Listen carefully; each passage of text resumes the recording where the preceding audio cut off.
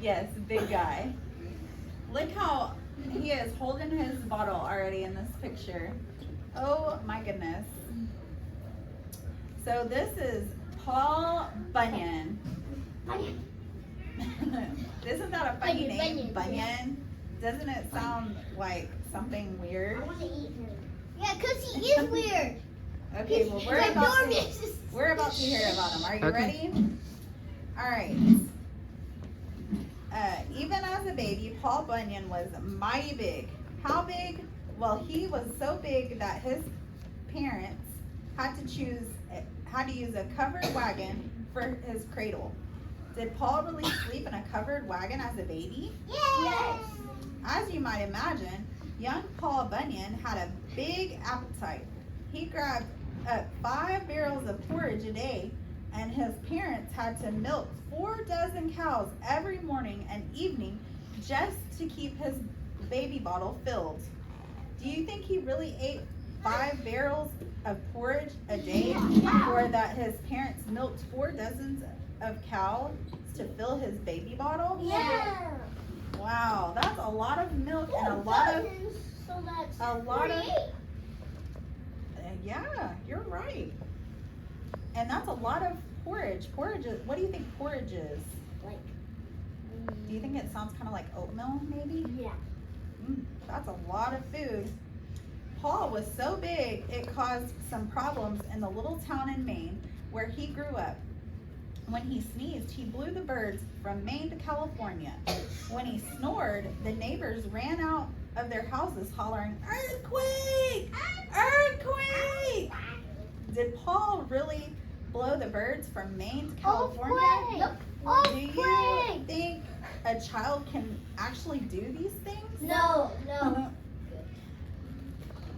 Maybe a million years. Earthquake. Earthquake. What's an earthquake? Look at him now. Aww, the big baby. Yeah. Or the big baby. After that, Paul's father thought it might be better if Paul didn't sleep in town. He built a cot on a large raft for Paul and floated it off the coast. Paul slept on the raft and for a few nights, but the floating cot didn't work out. When Paul turned over to sleep, he created gigantic waves that knocked down houses along the coast. Oh my goodness. Oh my God. He's Spider-Man. Kind of looks like it, doesn't it? Spider. Would parents? Spider. Okay. Do you think that parents would really put their baby on a floating raft to sleep in the harbor? No, that would be so silly, wouldn't it? Yeah. Eventually, Paul's father decided that the East Coast was just too small for Paul Bunyan. The only sensible thing to do was to move out west. So the Bunyan family moved to Minnesota. If Paul was too big for the East Coast, why do you think his father thought it would be better to move out west? Because not much people live in West. Why were people moving west? In those days, Minnesota was full of logging camps, sawmills, and lumberjacks. Ooh, do you think the Spider-Man outfit that y'all are talking about might be a lumberjack? Yeah. Maybe Spider-Man's a lumberjack. That's what they were, Spider-John. In those days, Minnesota was full of logging camps and sawmills and lumberjacks. A lumberjack is someone who cuts down trees. The sawmill is where the trees are turned into boards. People use the wood from trees to build houses and to make many other things. Americans were moving west and building the country. They had to cut down a lot of trees to make their homes, not to mention their schools, churches, and boats and furniture. Adrian.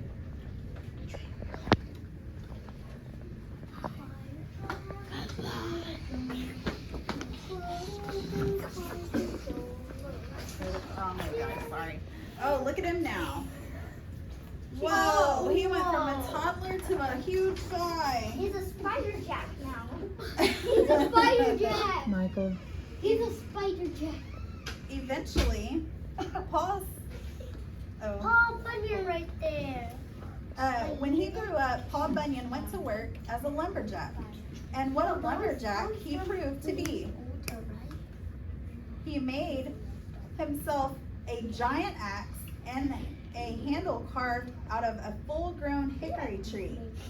He could bring down a giant tree with a single swing of his axe. Could a man like your dad actually bring down a tree with just one swing of his axe? I don't know. Man. Maybe. Yeah. I don't know. I haven't seen my dad in like 2 years. Well, we'll have to see. How would I know? Maybe you should ask. How would I know? As the tree tipped over, he would yell, "Timber!" So the other lumberjacks had time to get out of the way. Everyone looked up at Paul Bunyan, way up. The other lumberjacks were full of admiration for him. What does admiration mean, guys? Like cheering. Like what? Cheering? Like I'm gonna say cheering for him? They thought very highly of him, right? The bosses were grateful for the amazing amount of work he could do in a day. Paul had the big heart too, but one thing he always wished for was a true friend. There simply wasn't anybody else his size who could be his friend. What do you mean? That all changed during the winter of the big blue snow. It was called the winter of the big blue snow because it was so cold that everyone shivered and turned blue. Even the snow shivered and turned blue. Do you think the snow really turned blue? No. Have we ever had snow before here? You could put the blue dot. You could put the blue edible dye, but no one has that much blue edible dye. You actually be cool if you made the snow into ice cream, put that stuff like Oh. Yeah. Oh my And goodness. it'll take I don't a like bite the of snow. Okay, well let's find out what happens next, okay?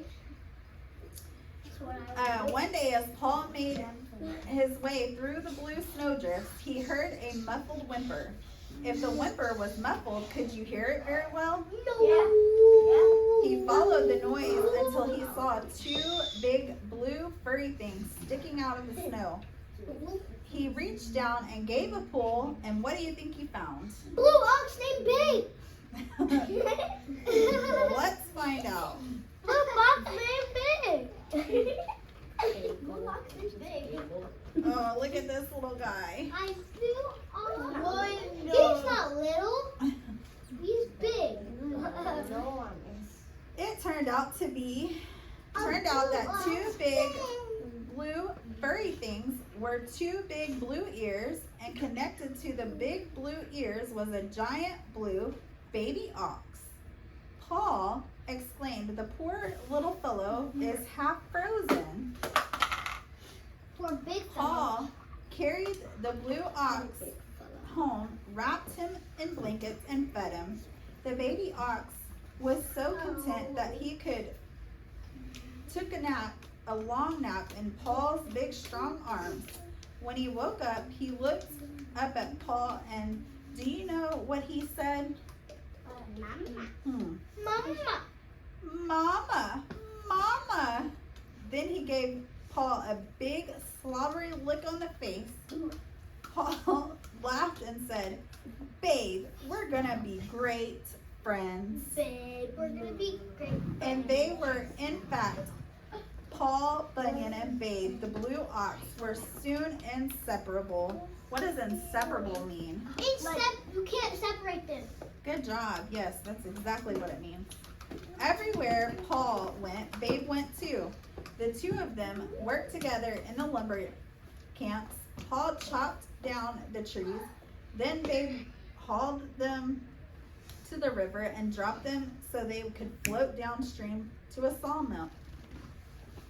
remember that in order for settlers to farm new land, they sometimes had to prepare for it in growing crops and building homes. They often did by clearing the trees away from the land. Together, Paul and Babe did the work of 100 men. Do you think they really could do that much work? No. That's so silly. That much work? More than Oh, look at 100 them men? here. Oh, yeah. Oh my goodness. That looks good. Tasty. The lumber company figured the best way to keep Paul Bunyan happy was through his stomach. So they hired a special cook to feed Paul and Babe. Why would the lumber company want to keep Paul Bunyan happy? So he doesn't go, quit. So they're gonna keep his stomach full, huh? The cook's name was Sourdough Sam. Sourdough is a kind of bread. Sourdough Sam was known for the giant flapjacks he cooked in the world's biggest frying pan. Have y'all ever heard pancakes be called flapjacks? Yes. No. The colossal pan sat on an enormous cast iron frame. Colossal means unbelievably large. Every morning, Sourdough Sam would build a raging forest fire underneath the pan. Then he would call for his two helpers, Lars Larson and Pete Peterson.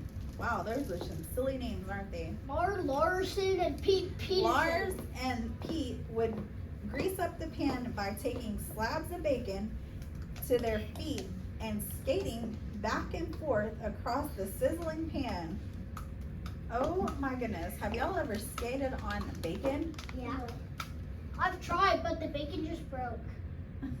I tried, the bacon just broke. Oh my gosh. I tried to do it down the hallway, the bacon just went. It broke.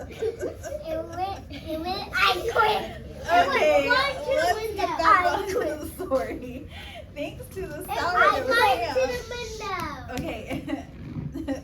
Thanks to sourdough Sam and his overgrown flapjacks, Babe eventually grew to be even bigger than Paul. He was so big that if you were standing at his front legs, you had to use a telescope to see him. He was sorry, I was rereading the same sentence. In fact, he was so heavy that his footprints filled up the water and turned into lakes. Oh my goodness. In fact, there are more than 10,000 lakes in Minnesota today, and most of them were created by Babe the Blue Ox's back in the frontier days. Oh my gosh, did y'all know there were that many lakes? Does she go like this? Oh, woman. Look at these lakes. Some more damage. Jeez. Babe and Paul helped the lumberjacks solve all sorts of problems. Once there was a river that was full of twists and turns. Sometimes the trees would get stuck in the turns and never make it downstream to the sawmill. But Paul Bunyan thought of a way to fix that. He went to one end of the river and sent Babe to the other end. Paul grabbed the river and pulled it in one direction. Babe pulled it in the other direction. Then snap, just like that. All the kinks were pulled out and the river was straight as an axe handle. You can't pull water.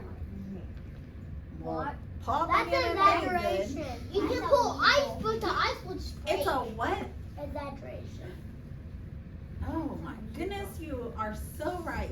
Good job. That's illegal. It's so big. Of course, this tightening operation left the river a good deal longer than Illegal. it had ever been before, and there was a lot of extra water lying around. Paul and Babe worked together to dig 5 big holes to hold all of the extra water. Nowadays, these were called the Great Lakes. One day, the logging bosses got to talking. One of them said that the United States was a fine country to be sure. Oh, I lost my place. Oh, here we are. But it could still stand a little improvement. For one thing, it could use a few more rivers. And what it really needed was a big river running right down the middle of the country. And all the way from Minnesota down to New Orleans, if we had a river like that, the men said, we could ship timber down to New Orleans and all the way around the world. Do you think that would really work? You can't pour water. That's illegal. But it's the exaggeration. Well, It's look what they did. Exaggeration. They actually did it. It's exaggeration. Looks like they did. From that day on, Paul and Babe went around the country using their size and strength to help anyone who needed it. Later, they dug the Grand Canyon as they made their way to the west coast of California. From the west, you can still smell those infamous colossal pancakes cooking on the frontier. Do you think you can really smell those pancakes? No. Well, how did y'all like that story? How did y'all like that story? I liked it. I thought that was a pretty cool story. Do y'all think that maybe one day y'all could be as strong as Paul, Bunyan, and Babe? No. Why not? Y'all are gonna grow up to be big and strong He's men. 1 million trillion billion times my size. But you're gonna grow up big and strong one day. Pouring water is illegal. Yeah. Trillion.